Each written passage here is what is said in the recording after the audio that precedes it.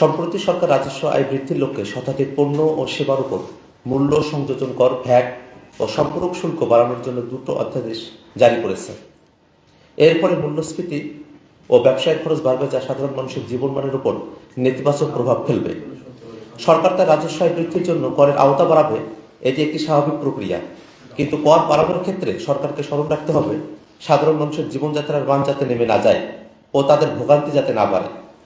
বিগত অবৈধ সরকারের গণবিরোধী লুটেরা অর্থনৈতিক নীতি ও বিদেশি সীমাহীন অর্থ পাচারের ফলে সাধারণ মানুষ ও মধ্যবিত্তের জীবন ইতিহাসের সবচেয়ে নাজুক অবস্থায় আছে।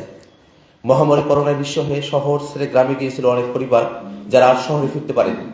সরকারি মেগা প্রজেক্টে বিদেশ থেকে কোন বেঁচে থাকার ন্যূনতম ফেসিলিটিস থেকে আর সেই দেশেই মানবতার জীবন বেছে নিতে বাধ্য হচ্ছে।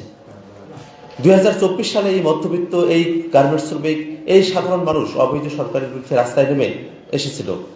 তাদের প্রত্যাশা ছিল ফ্যাসিস্ট সরকারের পতনের পরে ন্যূনতম জীবনযাপনের উপকরণগুলো তাদের জন্য সহজলভ্য হবে, ভেঙে যাবে লুটেরার সিন্ডিকেট, বৃদ্ধি পাবে তাদের ক্রয় ক্ষমতা, ফিরে পাবে তাদের আত্মমর্যাদা।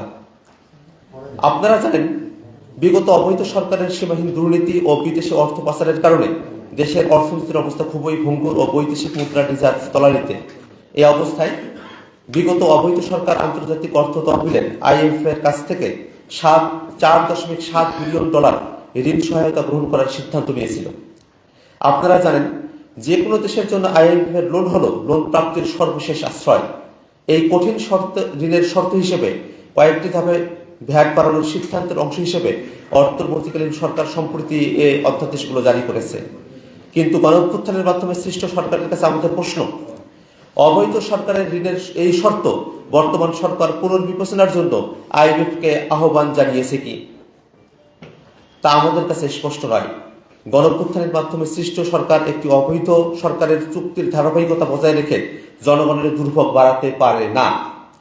পাশাপাশি আপনারা অবগত আছেন, বাণিজ্য মন্ত্রণালয়ের অধীনে যে প্রতিষ্ঠান TCB, trading corporation of Bangladesh, তারা গরিব জনগণ যাতে ভর্তুকি মূল্যে নিত্য প্রয়োজনীয় উপকরণ কিনতে পারে তার জন্য ট্রাকে করে বিক্রয় করে।